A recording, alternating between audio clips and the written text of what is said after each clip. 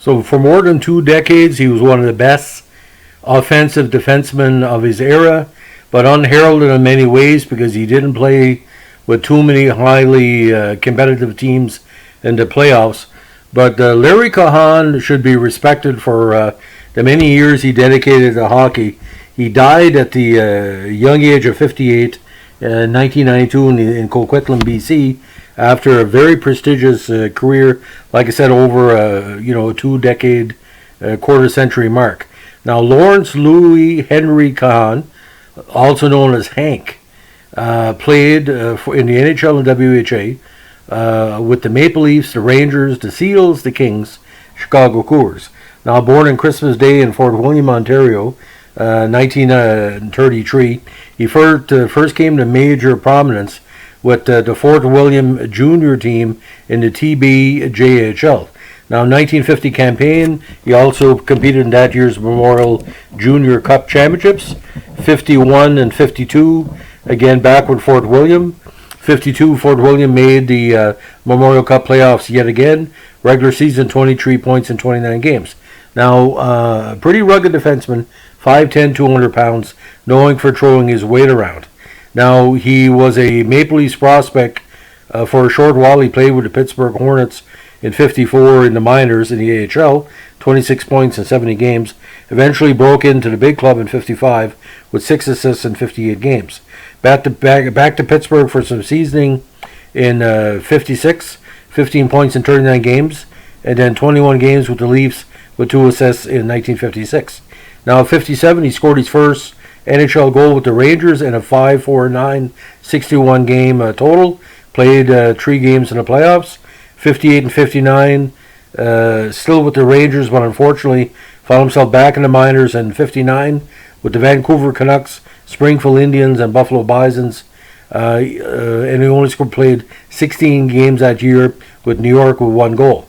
Now, 60 and 61, back in the minors with the Canucks. 62 and 63, back in the NHL with the Rangers.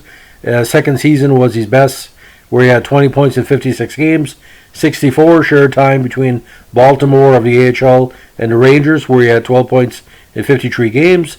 65, again, up and down again. Baltimore for 16 games, New York for 26. Then back to the Canucks at the end of the 65 season, 66 and 67. Now, he played on and off 6 seasons with Vancouver.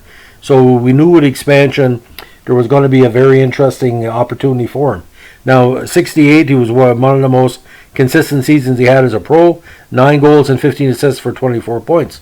Unfortunately, he came to international prominence on January 13, 68, when he was playing with the Oakland Seals against the Stars.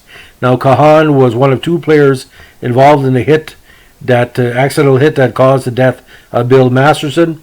It was a double hit on him while Masterson was rushing up the ice. Wasn't a dirty hit at all, but unfortunately Masterson suffered a major concussion after he hit his head on the ice and later died of his injuries. Members of the Masterson family, the NHL alumni, the fans didn't blame Cahan for the hit. It just would happen to be a fluke play in a hockey match.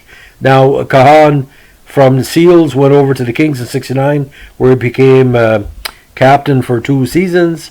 69, he had 14 points in 72 games. 70, he had 12 points in 70 games. 71, he had 14 points in 67 games. 72, back to the minors in the WHL for the Seattle Totems.